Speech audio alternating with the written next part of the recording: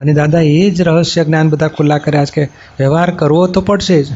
અંદર અણસમજણથી ક્લેશ ઊભો થાય. એ અણસમજણ દરેક લેવલે અણસમજણ કેવી રીતે કાઢી શકાય અને એમણે કાઢી આપી છે. એટલા બધા દ્રષ્ટાંત સાથે સમજણની વાતો મૂકી છે. એ આપણે જેમ જેમ વાંચતા જઈએ, સમજતા જઈએ, 5-25 વખત વાંચીએ ને તો આપણા હૃદયમાં એ બધી વાતો અંકિત થાય અને પછી પ્રસંગે પ્રસંગે આપણને હાજર થાય સમજણ અને ક્લેશ વગરનું જીવન પણ જીવી શકીએ. કે જ્યાં સુધી દેહધારી છે ત્યાં સુધી વ્યવહાર ઊભો થયા વગર રહેશે જ નહીં.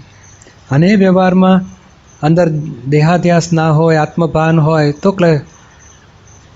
કશાય વગરનું જીવન જીવી શકે. ને કશાય એટલીસ્ટ આત્મભાન ના હોય તો સમ્યક બુદ્ધિ હોય અથવા તો સમ્યક સમજણ અથવા તો પછી હાર્ટીલી વ્યવહાર કરે કે ના મારે કોઈને દુઃખ આપવું નથી, તો એટલીસ્ટ ક્લેશ વગરનું જીવન તો જીવી શકે. કહેશો 5મા આરામાં ક્લેશ થયા વિના જીવી કેવી રીતે શકાય એવું લખ્યું છે ને? જી જી. તો એ જીવી કેવી રીતે શકાય? જ્યાં સુધી એવી માન્યતા હોય ને ત્યાં સુધી ક્લેશ થયા વગર રહેશે જ નહીં.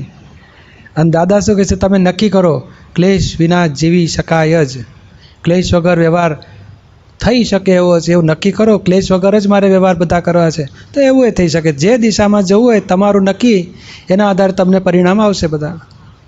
તો આપણે એવું નક્કી ન કરાય કે ના કરાય. આ જગતમાં કોઈ એવી બાબત નથી કે જેની માટે ક્લેશ કરવાની જરૂર પડે. કોઈ એવી બાબત નથી, બોલો. અને ક્લેશ માત્ર આ કાર્યોથી, ક્રિયાથી થતો નથી, અણસમજણથી થાય છે.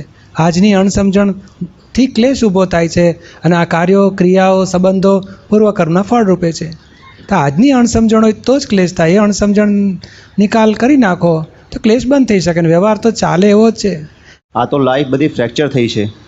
શેના સારું જીવે છે એ ભાને નથી રહ્યું કે આ મનુષ્ય સાર કાઢવા માટે હું જીવું છું. મનુષ્ય સાર શું છે તો કે જે ગતિમાં જવું હોય તે ગતિ મળે. અગર તો મોક્ષે જવું હોય તો મોક્ષે જવાય. આવા મનુષ્ય સારનું કોઈને ભાન જ નથી. તેથી ભટક ભટક કર્યા કરે છે. મનુષ્યપણાનો સાર શું? તો કાં તો ચારે ગતિમાં, જે ગતિમાં જવું હોય તે છૂટ. ખરેખર નીચી ગતિમાં તો જવા જેવું નહીં. ભગવાને કહ્યું કે હે જીવો, બુઝો બુઝો બુઝો, મનુષ્યપણું ફરી મળવું મહા દુર્લભ છે.